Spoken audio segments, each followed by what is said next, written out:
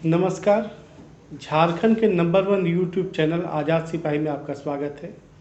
मैं हूं दयानंद राय और आज हम चर्चा करेंगे जमशेदपुर पूर्वी विधायक सरयू राय जी के 2 ट्वीट की। आज किए गए अपने ट्वीट में सरयू राय जी ने एक शौचालय भवन के गायब होने के मसले पर टाटा स्टील के अधिकारियों का ध्यान आकर्षित किया है। ट्वीट में उन्होंने कहा है कि जमशेदपुर के काशीडीह में टाटा स्टील का एक शौचालय भवन हुआ करता था। यह भवन पूरे के पूरा गायब हो गया है। इसे किसी छद्म धर्म ध्वजाधारी ने अपने महल में मिला लिया है। इस बाबत उन्होंने ट्वीट कर टाटा स्टील के अधिकारियों से यह भी पूछा है कि क्या वो भवन जो है वह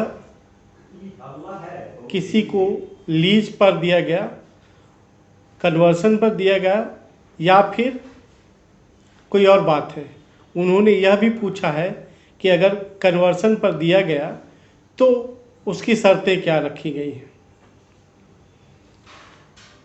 एक चीज़ तो तय है कि सरयू राय जी जब भी कुछ बोलते हैं तो वो बेहद गंभीर होकर बोलते हैं, लेकिन ट्वीट में उनका जो लहजा था वह व्यंग्यात्मक था।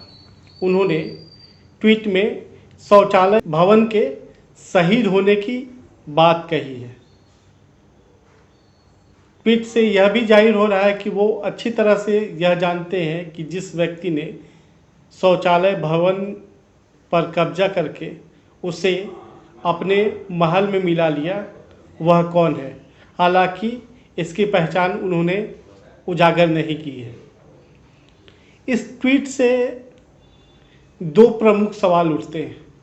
पहला यह कि यदि 2 सालों तक कोई सार्वजनिक शौचालय भवन गायब रहता है तो क्या टाटा स्टील के अधिकारियों को इसकी खोज खबर नहीं लेनी चाहिए।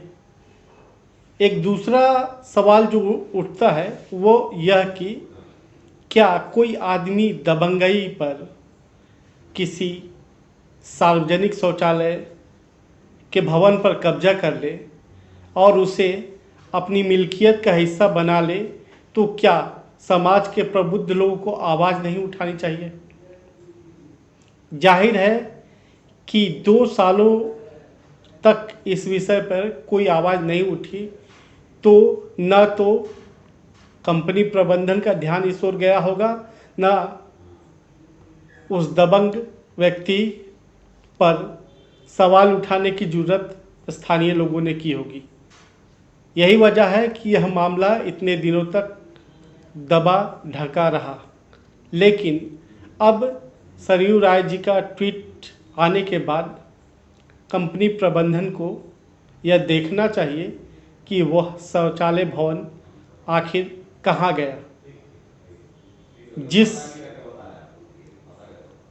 संपदा से हजारों लोगों का हित होना था वह आखिर एक व्यक्ति की मिल्कियत कैसे बन गया।